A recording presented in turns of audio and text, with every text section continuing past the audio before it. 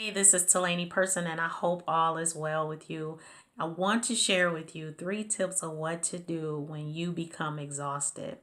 It's natural, particularly when you're committed to your role in the home, when you're going to school, in your career, in an organization, in a business, church, that you can easily become exhausted, particularly when you're putting all your heart into it. And that's the same when you're pursuing a goal or you have an idea that you put into action and you are not seeing the results in the timing that you expect to receive it.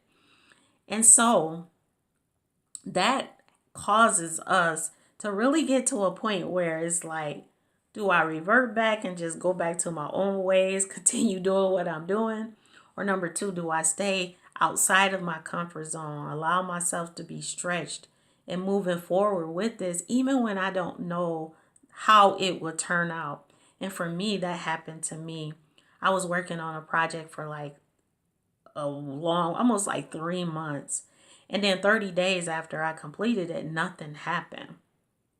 Nothing was going on until a person came along and was able to give me feedback on what it was that I was doing, acknowledging my strengths, acknowledging my weak points, but most importantly, helping me recognize what I need to do to move forward in doing what I'm doing. I share with you that story because God designed us. Number one, we're all interconnected with people. But most importantly, that the way God created you and I, He created us to depend on Him. Psalms 32, verse 8 says that I will instruct you and I will teach you in the way that you should go, and I will guide you with my eye.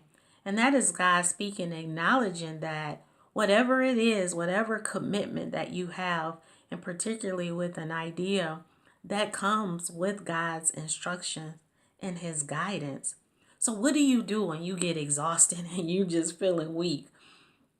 The first thing that you should do is seek God with your whole heart and desire, meaning giving God full attention with your mind and making room in your heart to what it is that He will have you to do. One, meditating on His word and allowing it to enter into your heart so that space of truth can come forward and bring you into the place where God can begin to teach you and give you the guidance that you need. And number 2 is asking God for awareness. When we get into a situation where we don't know what to do, that's time to up level our thinking. And when you ask God for awareness, He connects His thoughts to your thoughts and how you should move forward in that situation. So ask God in more awareness to expand your awareness at how you should think in a particular situation. And number 3 is recognizing God in the situation. Looking for God in the situation, meaning that the way it's going to come is going to come through a person, it's going to come through a program, it's going to come through additional resources that come your way. And asking God to recognize with understanding Him in that situation and allowing Him to lead you to the person that can give you the solution. Allow Him to lead you to the program that you should invest in.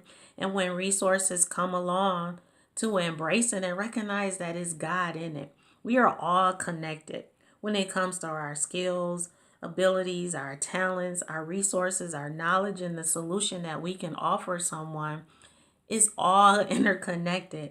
But most importantly, it comes with God's instruction and His guidance. So I want to encourage you to focus on those 3 things, particularly when you get exhausted. Number 1, seeking God with your whole heart. Number 2, asking God to expand your awareness and thinking. And number 3, recognizing God in the situation, discerning when He is moving amongst people, resources, whatever it is, to recognize that it is Him that's in it. So I want to encourage you to continue to own your truth and live your vision. Blessings.